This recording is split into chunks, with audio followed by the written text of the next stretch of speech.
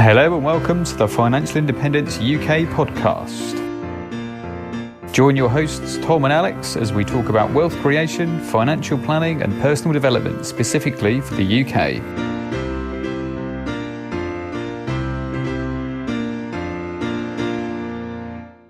Hello and welcome to another episode of the FI UK podcast. This is one I recently set up because I read a blog post from a man called LazyFiDad.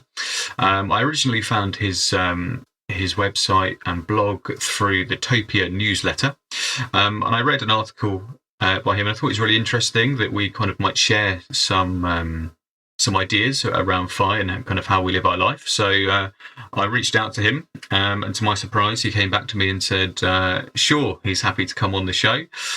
So here we are. So if you could, LazyFiDad, introduce yourself to our listeners. Just tell us a little bit about who you are, why you're on the path to FI, and we'll go from there, okay? Sure. Hey, LazyFiDad. I'm a dad, I'm a husband, and I'm an accountant. And importantly, it comes after being a dad and being a husband. That's an important order. How did I come across FI and why do I want to FI? Let's talk about the why first. I do have a whole post of my why to FI. It's basically having the freedom to do whatever you like with your time. And for me, it's mostly spending time with my family, which is my wife and daughter. I used to be a private tutor at university.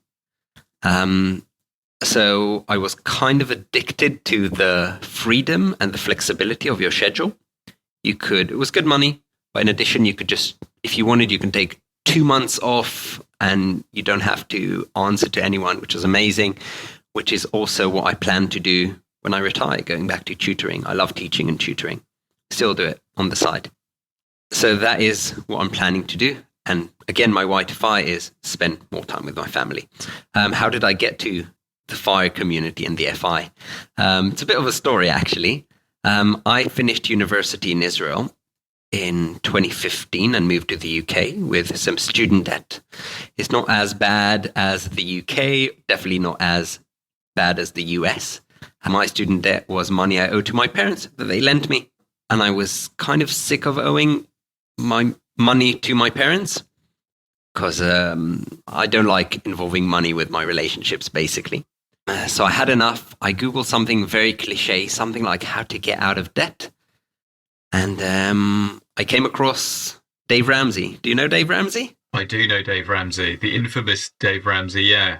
Yeah, I'm actually a big fan of his methods to getting out of debt. But if you remember his baby steps, I don't know how deep into his methods you got. The last one is actually save 15% of your income. And I'm like, you've got to be kidding. You just taught me to live off rice and beans. I've been saving 60, 70, 80%. And yeah, 15 was very disappointed. So I had to find something else that's a bit more extreme, let's say. And that's how I came across the FIRE community, although I don't remember which resource I came across first.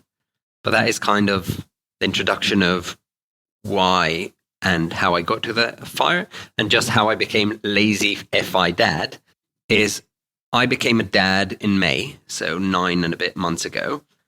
And I was looking, because I'm a big FIRE fan, I was looking for resources about people pursuing FIRE with kids. And I really couldn't find any good resources about, most of them don't have any kids or maybe one kid maximum. And although I do have one child, we are planning on having more. And definitely nothing that I found that was good quality in the UK. And I searched, and then I decided to just create it myself. That is kind of it. Well, thanks. That's a really useful kind of journey timeline. I like especially that you've had this idea, you've looked for research about it, you've come across Dave Ramsey and his methods. I know a little bit about kind of those methods. They're very simple in terms of you follow step 1, 2, 3, all the way through 7. And I think it's very helpful to provide that pathway for people who know very little about finances, might have got themselves into a bit of trouble with money, to kind of dig your way out that way. And I do agree that saving 15% is a bit, for me, and now because you've said the same thing, it's a bit low because I'm more on the same track as you.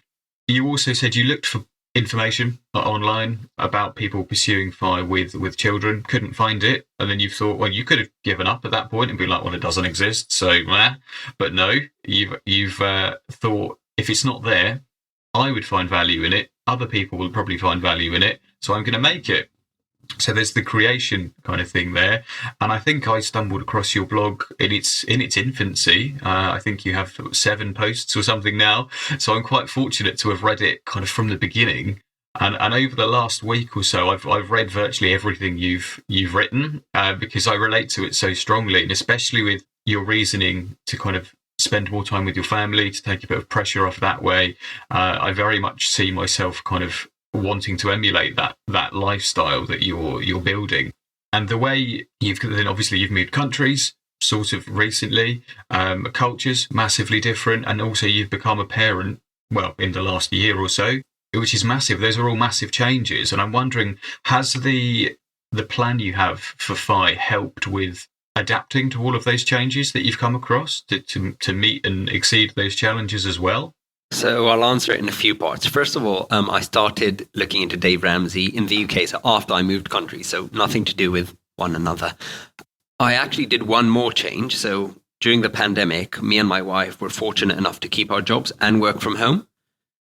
So I took it a step forward and went for the bold move of actually changing jobs during COVID as well, because I felt I was a bit underpaid and didn't enjoy the job as much. So we did that as well. And yes, FIRE has helped tremendously because it allowed us to just spend more time at home, not worry about the pandemic, not from a health perspective, but from a financial perspective. We knew that we can live at home and it's not a worry. And if one of us does lose our job, we're still good. It's all good. And one of my latest posts is about my daughter actually caught COVID, and I think my wife did as well. Unfortunately, they're all okay now, so it's fine. So pursuing FI was really helpful there, because as opposed to when you get a cold and you call your boss and you say, "Listen, I'm not coming in tomorrow. I might be in 2 days." When my daughter caught COVID, we're isolating now for 10 days. My wife is off, and I had to have a very weird conversation with my boss. Saying I won't be working for the next week and a half, 2 weeks, although I'm feeling fine, which is even weirder. And add to that, I was only 2 weeks into the job then. So having the money allowed me to, first of all, just say that, because if I didn't have the money and I was stressed to impress in the new job, I might have kept it to myself and worked myself crazy, right? And not taken care of my family. But not only that, it allowed me to offer my boss and say, "Listen, I need that time off. If you want, and if you feel that's necessary, I'm happy to take it as unpaid leave. Like, I just need to take care of my family. Money's not the issue now." Luckily, they were amazing and they said, no, it's fine. Go take care of your family. And we agreed. I think I only used 2 days of annual leave. They were really, really nice about it. And my workload was delegated to other people within the hour I saw emails flying. So yeah, it was really helpful in kind of an emergency when I really needed the time. Hopefully that answers your question. Yeah, it does for sure. And you've hit on kind of a really important point there, is when you do need time to look after your family, money is then not a factor. It's not a factor that's right at the top. And you've not had to make a really difficult decision of, oh, actually, my daughter and my wife need me, but I also have to go to work. You didn't have to balance that at that point, because it gives you the freedom, the breathing space, and there's no financial anxiety there whatsoever. You're just then doing the best you can do for your family in their time of need, and having the ability to literally step back from work 10 days is a long time. 10 working days is two weeks of work. If you desperately needed the money, you would have had to make choices that weren't best all round. I hate the idea of somebody not being honest with something like COVID and going into work because they've got other priorities, potentially spreading it further. I mean, my background is nursing, that I didn't tell you before this. I've nursed people with COVID, and it's not nice at all.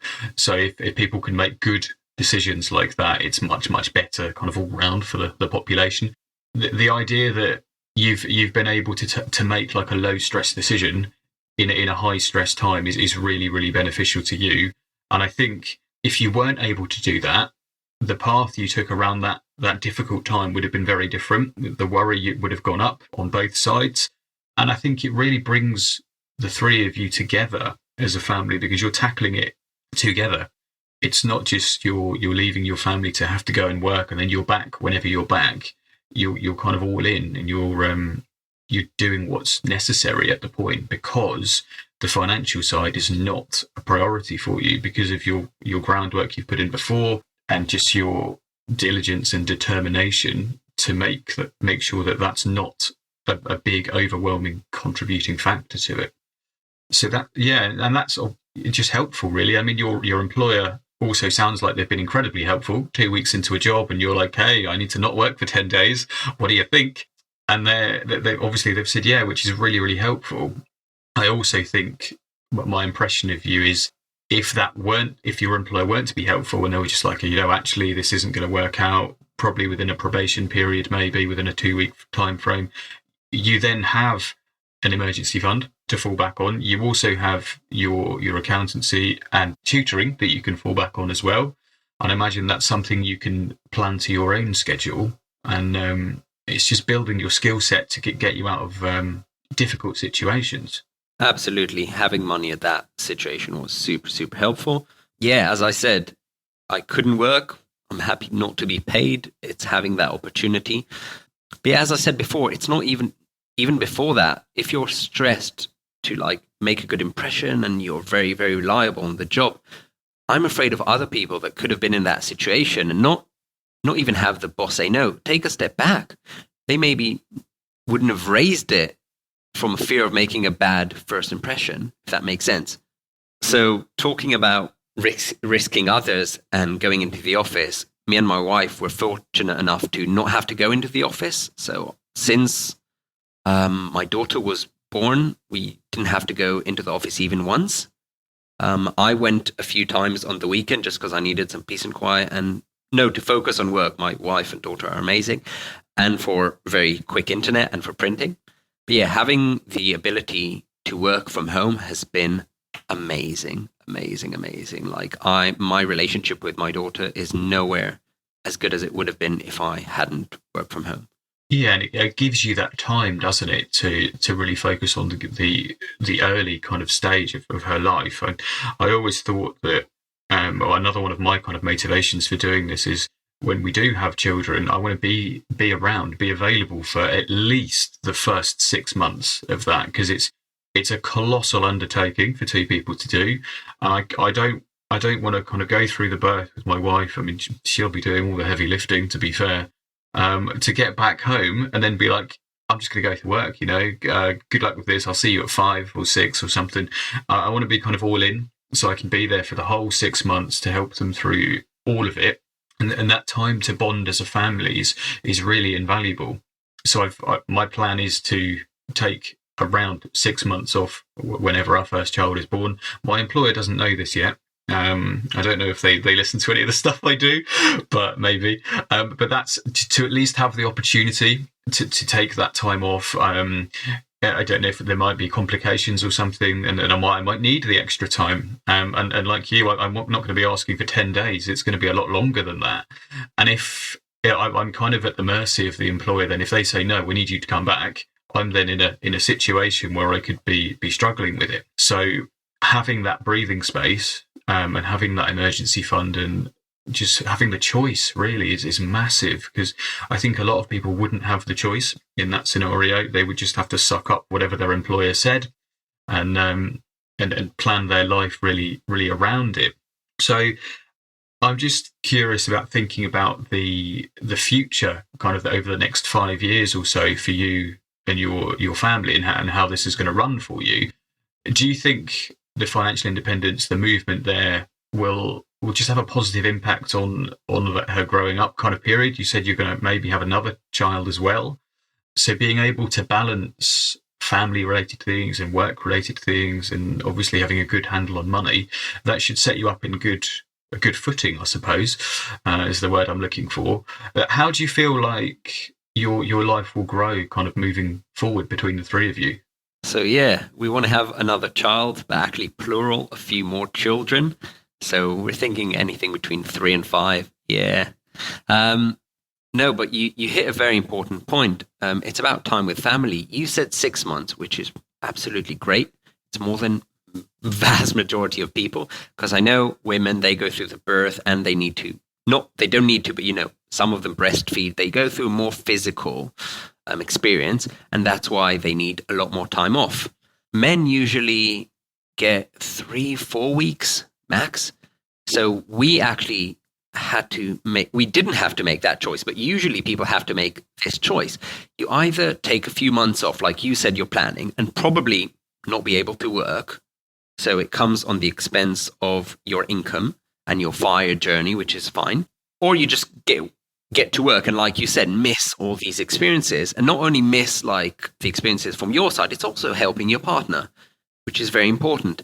We were amazingly fortunate with the timing of COVID. COVID's a horrible thing. People got seriously ill, got affected, died. Sorry for the negative turn in the content, but yeah. But the timing, we couldn't have asked it come in a better time. And not only that, you asked about the next 5 years. Me and my wife actually discuss it. We talk about it every few days. This is our new standard. I'm going to take between 6 and 9 months off every future kid, because we've seen it's been not only amazingly helpful for my wife, not amazingly, but helpful. I'm not that helpful around the house, but still. But the bond I have with my daughter, there's no way I would have had that without all this time. Thinking further into the future, 5 years, I'm kind of planning on reaching FIRE in a decade.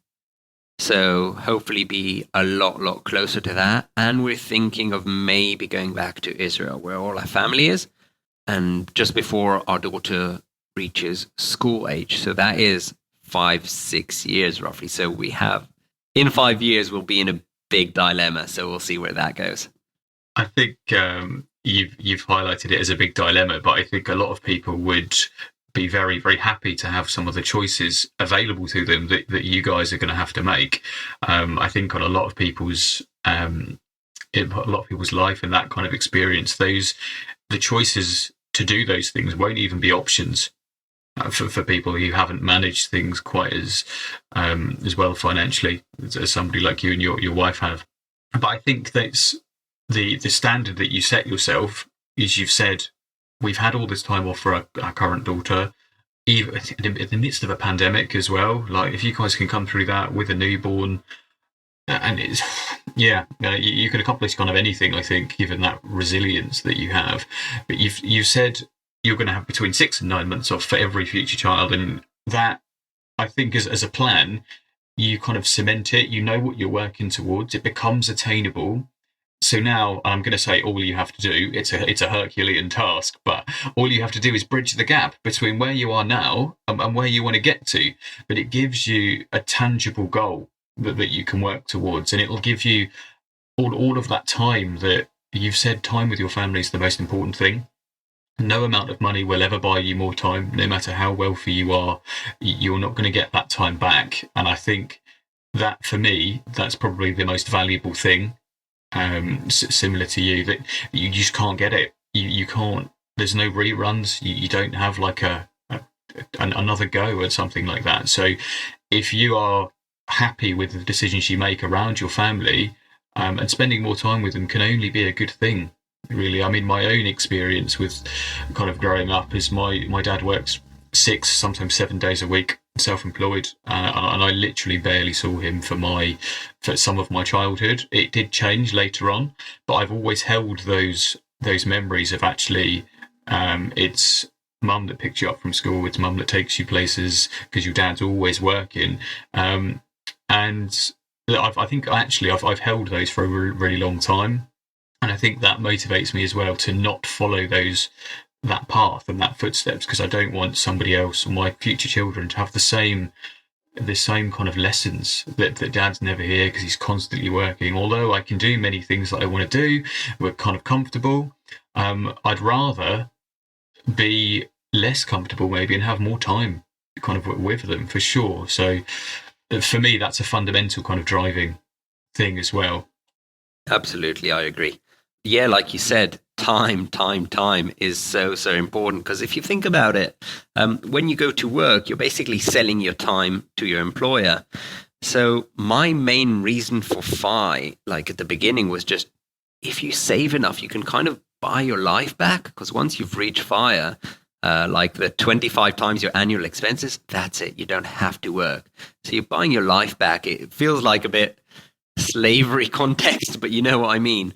It's not having to work. So you mentioned two important things. First of all, you want to be there for your child, which obviously I completely agree. But also, I don't want for myself to be working crazy hours until I'm 60 something. So it works both ways. So yeah, I totally agree with what you said. Yeah, I think it's doubly important, isn't it? You have kind of two motivations for that. I mean, I've worked in nursing for the last couple of years, and a lot of my colleagues are 50, 60 plus. Some people who work agency shifts as well. They're kind of in their early 60s, and they're still grinding like 14 hours a day. What's agency shifts? Oh, sorry. Agency shifts for nursing are where you don't have a full-time employment. You do like temporary work. So you might be called to do a particular shift somewhere at late notice. Like if I wanted to work tomorrow, I could work all day Sunday. But I don't want to. I'd rather have the time kind of to not do it. And the earning potential is massive, to be honest. But I'd rather not. I could work 7 days a week if I wanted to. But I see a lot of people who earn really good money. And I say really good money for me is something between kind of 30 and £40 an hour. And they're still earning that much money in their 60s because they have to, because they've got so many outgoings. They've got to meet so much financial commitments. And I'll ask them and I'll be like, why are you still working when you're 60 something? And they're like, because I've got bills. And I was like, well, you're in your early 60s, like, and I can't ever imagine myself working 14-hour days, being in at 7 and getting home at 10 and doing really difficult work. Like, I don't want to be at that stage where I have to do that when I'm 60. I'd rather just do anything else, really. It's something for me and my family. Just that's the time for you to just relax. And I'm glad that actually I've learned this stuff in my late 20s, early 30s, so I don't have to continue to go, because it's normal within that kind of community of nursing people. They always say I'll work until I drop, and I was just, that's not me in any shape, sense or form. I don't want to be working that hard for that long. So it gives me another kind of motivation to be smart with money. I always say work hard, but be smart with what you have, because you can make the money work for you. Like you alluded to earlier, you're selling time for money. With investments, you're making money off money, so you don't have to sell your time for money. Your investments will generate you income. So I think all really, really important for me. Yeah, I think you described one of my biggest fears, working until you're 60, especially having to pay for bills. And I just want to give a bit of a different perspective. Some people want to work until 60, so I think the why is very important. If you have to, you don't want to, but you have to pay the bills at 60, that is one of my biggest fears, seriously. But let's say my dad has not retired yet, and he just doesn't want to. He enjoys it. Before COVID, he got to travel all around the world for his job. It keeps him busy, interested. It's all good. And I really, really hope and wish it for her that my wife never retires because she doesn't want to. I've never seen anyone wake up to work with such a big smile. So there is like a different perspective. Yeah, but talking about money working for you, I've been, I think, obsessed with money, not about earning money and stuff like that. That came a bit later. But about the theory and what money is and how it works. I think it started when my dad got me a copy of Rich Dad, Poor Dad. I was reading it like between classes in high school. And yeah, I did counting and economics in uni, did my professional exams in Israel, then came and did it again in the UK, finished that, got bored from not studying. So then went and did CFA for fun. which I don't know if you know what CFA is. It's Chartered Financial Analyst.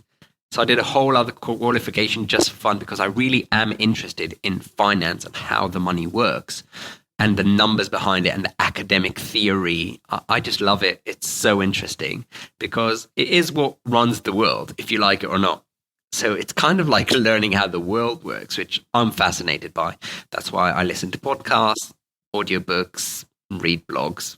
Yeah, absolutely. It's really important. It's a fundamental kind of aspect of modern life, isn't it? And it has been for thousands of years. I don't know if you've read a book called The Psychology of Money by Morgan Housel. He mentions in that, I really like it. I really rate the book. So have a look at it. Let me know what you think. He says there are two things in life that will impact everybody, no matter where you are, where you're born, who you are. And those things are health and money. And I'm trying to get a handle on kind of both of those. And I think that the idea that you took chartered financial analyst stuff for fun wouldn't really, like, I don't think we'll have a lot of people saying, yeah, I'm in, I'll do that, thanks. But it really kind of nurtures your learning about it. And I don't think you'll ever stop learning. From what you've said, it's going to be a constant thing throughout life, the same as me. I devour kind of podcasts and audiobooks on my commute in and out to work, so I don't waste that 2 hours commuting a day that I do. I read Rich Dad Poor Dad as well. It was literally the first finance book I ever read, but I read it when I was 26, 27. I'm 32 now, and I wish I'd read it kind of when I was in my late kind of teens, mid-teens, something like that, because I wasted a lot of time and a lot of money in between kind of teens, early 20s, going through uni and stuff like that. But I'm still fortunate to have read it relatively early in my life. All going well, I'm a third of the way through at the moment. I don't know, might live to 98, 99, who knows. But I feel like that's really important. It's the constant education. I'm always seeking new stuff and learning new stuff. And I've been able to learn from you through this as well, which is really helpful. So yeah, thanks for that. Happy to hear that. Yeah, just to make you feel a bit better. I read Rich Dad Poor Dad when I was 16. I did not do anything with it. I wasted that time. Don't worry. I got into debt, as I said, not just student debt. I did stupid stuff. I got my finances, started to get them straight on September 15 when I moved to the UK with Dave Ramsey. So when I just became 33, so we're kind of the same age. So yeah. That's really interesting. I think everybody needs to go through that period to learn themselves. I think it's very difficult to learn from other people's mistakes, especially around money. You need to learn kind of your own through your own mishaps and errors with things. But it's useful that you've learned from the mistakes. I similarly have learned from them. Some people don't learn, and this is what this is really all about, is trying to educate people on the foibles of money, really, because it can bite you, but it can also give you freedom, as we've already spoken about. I'm just going to ask you a few other kind of questions and things. So we have a weekly resources chest that we do. So we talk about something that we found value in. It doesn't have to be within this last week, but it can be something that's kind of personal to you that you found really helpful. So do you have anything that you could kind of share with us, whether it's a book or a YouTube series or just anything that you think might help someone else in the future? Sure. Actually, there's 3. Nice. First one's really biased. My blog, because I found that this information was missing. So like you said, learn from mistakes of others. I have a few resources, not a few resources, but a few things that I found that I could get free money or save a lot of money. And I couldn't find it anywhere on the internet. Just friends told me, and this should be written down. People should have one resource to find it. So my blog, LazyFiDad.com. In addition, UK people are so lucky to have Martin Lewis and the Money Savings Expert website. I go to it for everything almost. But the main one, which I actually discovered a while ago, is libraries. Oh my God, I'm such a fan, especially for parents. Instead of having hundreds of books around here, I can take my daughter before the pandemic, though, or at least up to 2-3 months ago, you could actually go into the library. She could see all the books there. She's too young to choose one, but when she grows older, I'm planning on taking her to the library, choose a book, Daddy will read it, or choose however many books you want and we'll take it home. It's kind of like let's say, a nerdy kid at a nerdy candy store. So for kids, it's amazing, and you don't have to store and buy all these books. But also for adults, I'm a huge procrastinator. Having a deadline to finish a book has been amazing. And also, I just found out, again, from Martin Lewis and Money Savings Expert, so thank you to him again, that most libraries actually give you access to audiobooks, which I didn't know that, which is amazing. So I just finished, what's it called? Moonwalking with Einstein, about memory increasing. It's not really a guide, it's more a story. It's interesting. And now I'm going through Your Money or Your Life. And I already have, I think, Predictably Irrational, it's called, by Dan Ariely. So I already have that available for me. And better than Audible. I'm happy.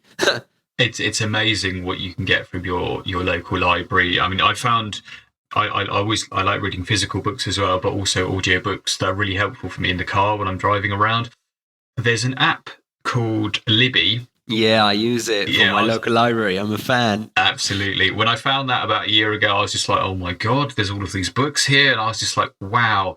Like, I mean, I have Audible as well, but to be able to get some books for free, not using credits and things, is so helpful. I think I'm on like book 15 or something now through Libby. And I was just like, this is so good, honestly.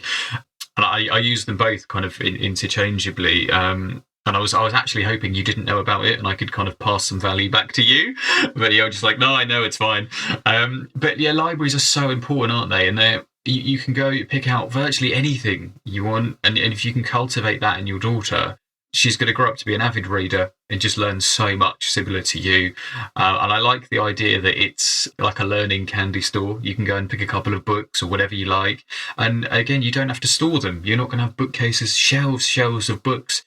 And that way, one person can read a book, take it back, it can be read by another person. So one book can be read hundreds of times. So that knowledge can be spread through so many different people. And obviously, there's a financial benefit in having to buy books, store books, take them back and things. And if you're returning a book, then you're then more likely to pick up another book, and it just continues your learning. I also like the idea that you give yourself book reading deadlines, which is really helpful. So I do read kind of as well as kind of listening. And sometimes if I'm reading a really big book, it takes me a good number of weeks to get through, especially if the topic's a little bit dry, perhaps. And maybe I should set myself deadlines to get them done. I think that would be helpful. Like, I've been reading Tony Robbins' Money Master the Game, and it's quite a thick one. It's 600 something pages. And I think I'm about 200 of the way through, and it's taken me a good month to kind of get to that level. So I think maybe if I set myself deadlines like you, I could get through it a bit more quickly, give me more motivation perhaps to read. Just to jump in a second, to make it clear, I don't set up those deadlines. Libby does. I have to return the book. Someone's waiting for it. I'm forced to finish it on time. That's what I love about it. I could cheat my own deadlines. That is true. Yeah, I thought you meant about physical books as well. But yeah, I'm guilty of the Libby deadline. It happened to me early on, and I was like, I've got 2 days to finish this book, and I've got 4 hours left to go, and I have to go to work for both of these days. And I was like, I'm not going to do it. And I didn't finish the book, and it was by Eckhart Tolle, The Power of Now, and I got a lot of value from that, but I didn't finish it, and I've been kicking myself that I didn't finish it. So I'm currently on the waiting list to pick that back up from Libby, just to finish that last bit, just so I can I can let it go out of my brain. But that's all good stuff. I think the more people read, 100% kind of the better. So I'm going to move to some more quickfire questions kind of at the end. So we have a general list that people pick a few from. So your experience about money, what's one thing about money that you wish you knew earlier? So it's not exactly about money. My why to fi was always to spend time with family. I wish I knew how much I'd enjoy spending time with my daughter. I knew I would, but I didn't know how much. I'm a bit kicking myself for not reaching FI already and being able to spend all that time with her, although COVID did help. Although I do want to caveat that I don't think we should have waited until we reach FI to have kids. Just have kids when you're ready. But I wish I would have already been fired, basically. That is the one thing, because it's been the most amazing experience ever. Yeah, I think that's something that you're not going to know until you get there. But for you guys, obviously as a podcast, you can't see LazyFiDad's face, but his smile's ear to ear when he mentions that, and the joy literally radiates out of you. And I'm really glad that it's just going so well for you. And that time is so important. It's so important, and it just drives you to go. Yeah, that's a really important thing. It's not a nitty gritty money kind of topic, but is something that's so related to money that it can bring you, and it just brings you so much happiness. And it's lovely actually to hear. The second one, is a favourite finance book, YouTube series or creator about finance, and you've told me before it's going to be a book.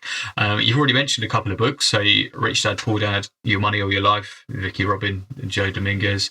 Is it a different one to those, or is it one of those books? No, it's a different one. So as I said, I'm obsessive with the FIRE movement and the money and how it works. So I read a lot, books, podcasts, blogs, and academic research.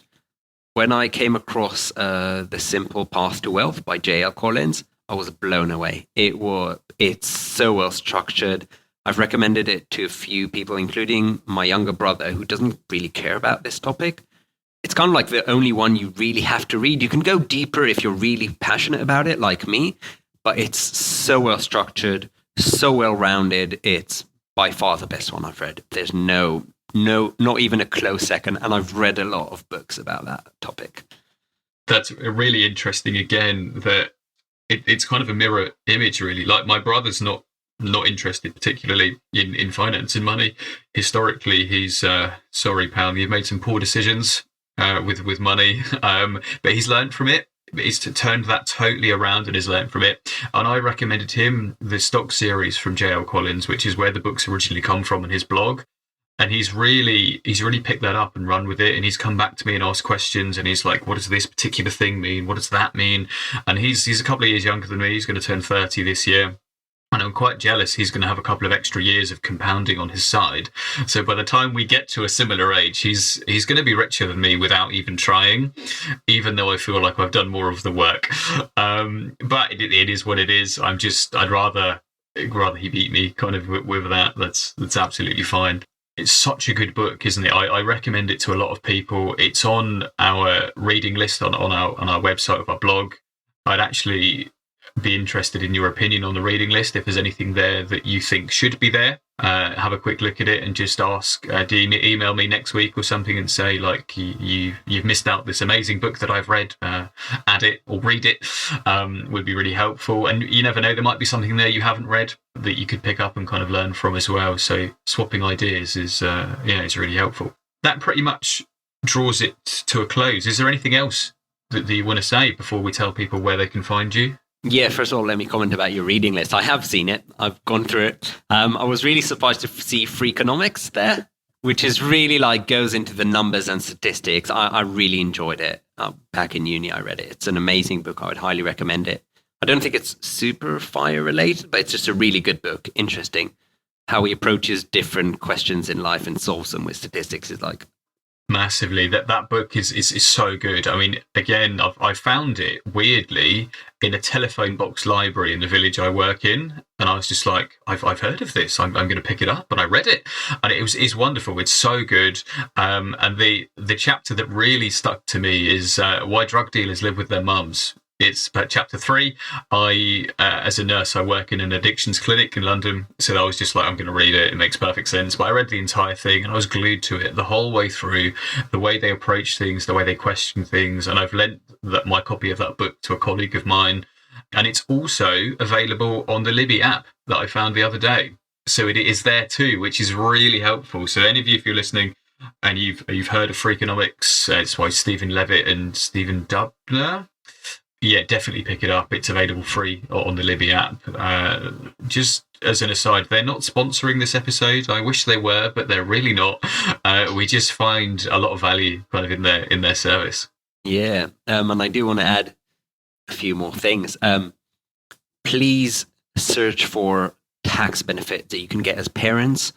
There's so many things. And if I do want to, before I post, there's a few posts planned on my blog towards the end of the tax year, but if I can get you to the right direction just to research 2 things, please go and Google go on the Gov.uk website and just learn about tax-free childcare, where the government will literally pay 25% of your 20% of your childcare, because for every 800, they add 25%, which is 200 to get you to 1,000. But basically, they cover 200 out of 1,000, so 20%. Kind of like the LISA bonus thingy. And you can get up to £500 free per quarter. And I just want to say something really important. I couldn't find on the internet if it's from the moment the child is born or starts childcare. So I actually phoned them up. HMRC helpline is they're usually amazing on the phone. So I checked for you. You can do it from the moment your child is born. So start saving the £500 per quarter from the moment your child's born. There will be a different post on it. Also search how you can get child benefits, even if you earn more than 50K, mainly with increasing your pension contributions. That's going a bit too nitty gritty. There'll be a post on that. I think these are the two main things. And for parents, if you ask most parents what lesson they wish they knew before, and I did ask, most of them said, I wish I'd bought more, didn't buy. I wish I used more secondhand stuff because they outgrow it so much. So we actually did learn from mistakes of others. And yeah, we got to two very extreme scenarios. One is my daughter was wearing a onesie that says little sister, and she's the firstborn. That was very funny. And second of all, my wife found like a really nice pram, secondhand, that someone was giving away. Like a new one would cost 500-600 maybe more pounds. And the area where the baby sits was perfect, but the rest was a bit torn. And it was so bad, my mother-in-law was embarrassed, so she bought butterfly and flower patches, and she sewed them to it, but we were fine. So yeah, get secondhand stuff for your kids because they don't care, and you shouldn't really, as long as it's not something that's unhygienic or unsafe. So look at where you can get free money from the government, child benefits or tax-free childcare, and go secondhand is what I'd recommend. Yeah, those are two really, really good points. Actually, I think a lot of the government kind of support there is difficult to access. It can be quite hidden away, and some of the wording's very difficult. I've had a quick look at things that way round for me, and I was just like, what is this? How do I do it? So yeah, if you could summarize that in a post, I think that would be very helpful for me, but also a lot of other people as well. I'll make sure there's links to your blog and directly to those in the show notes underneath. And I think you're spot on with the secondhand nature of things. Children grow really fast. They're supposed to, and they do. They're going to outgrow things really quickly. So if you can get secondhand clothes that are in good condition, used a handful of times, then do so. And I think the way you've saved £500-600 on a pram that's had a little bit of sewing and patches from someone in your family, it works as good as a £600 pram would work. It's not going to fall apart after a light usage. And now you can keep that for as many children as you have. And when you're done, it's probably still going to be useful. You can pass it to somebody else and keep going with that. I mean, of course, companies would prefer you to buy new all the time, but you really don't need to. I mean, our neighbours here have just had 2 twins, and they buy secondhand stuff all the time, and it's so helpful to them because they've been able to emulate kind of what you're doing, is spending so much time at home with their 2 daughters, and it's just really nice to see as well. And they're growing into such happy, wonderful children, and they're not bothered that their pram's secondhand at all. All they're focused on is going for walks, places, and looking at like pretty looking things. So I think it's about what truly matters to the child's experience, rather than looking a particular way and having a particular thing. So those are 2 really, really good points. So lastly, as we wrap up, I'm just conscious of taking up quite a lot of your time. It's quite important. So your blog that you've been writing, so it started this year. It's at LazyFiDad. So just tell us exactly the web address, and I'll put a link below to that as well, and what you've got coming up. So it's LazyFiDad.com, LazyFiDad, one word.com. We have I have a list somewhere with like the 50 next posts, and just to give credit where it's due, my wife does write some of them. We clearly mark the ones she writes. You can see very different styles as well. We wrote one combined one. There are a few coming that will be very, very helpful specifically for parents, which is, again, I said tax-free childcare and the mistakes I've made. I have made 2 mistakes, and I hope people will learn from them, and how to increase child benefits with pension contributions, which could be really, really helpful for people. And the next one that's coming up, I post every Friday so people can read it over the weekend when it's more chill, is our February results. So we're going to do that because me and my wife track our expenses and our net worth every month. Just for anyone who's hoping to see pound numbers, you will not see that. You will see a percentage increase and how far we are from our fire goal. And that's it. I think one more thing is you actually mentioned Topia and the fact that the knowledge is inaccessible because no one actually points you to the gov.uk website and exactly what to look for. So the creator of Topia, Logan, we actually discussed it. And the reason I actually started the blog instead of just procrastinating is we discussed the tax-free childcare, and he messaged me on Facebook Messenger one day. He said, I had someone ask me about this, and I wish you already had a blog so I can just send him the link because there's no good resource about it. So that, I think the next day I started writing. What a lovely thing that he said, not kind of said that I don't know about it, but actually I know a chap who knows about it.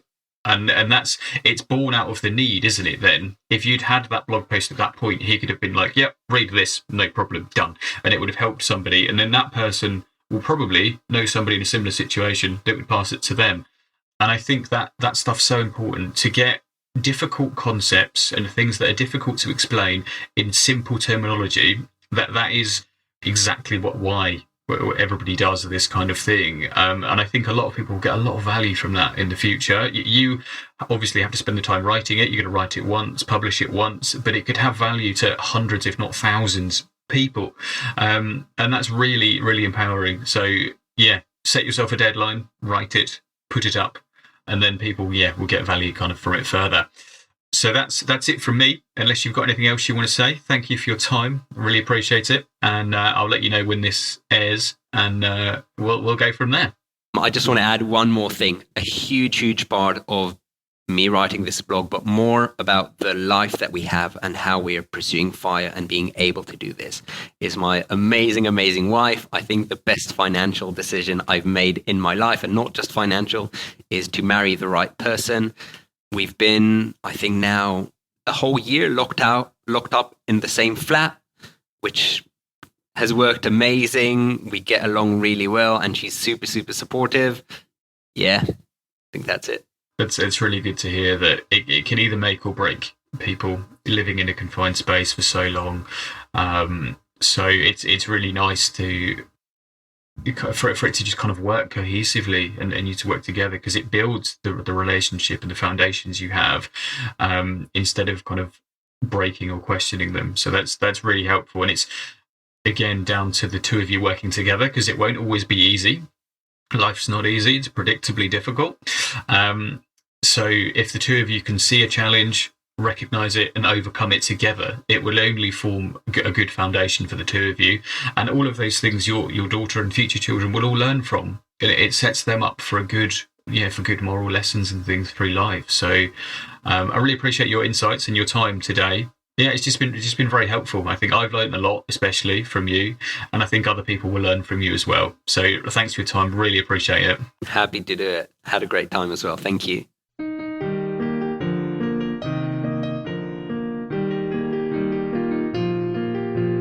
Thanks for listening to the Financial Independence UK podcast. We hope you found it useful. If you have any questions or ideas for us, feel free to email at fi.ukpodcast@gmail.com. Until next time.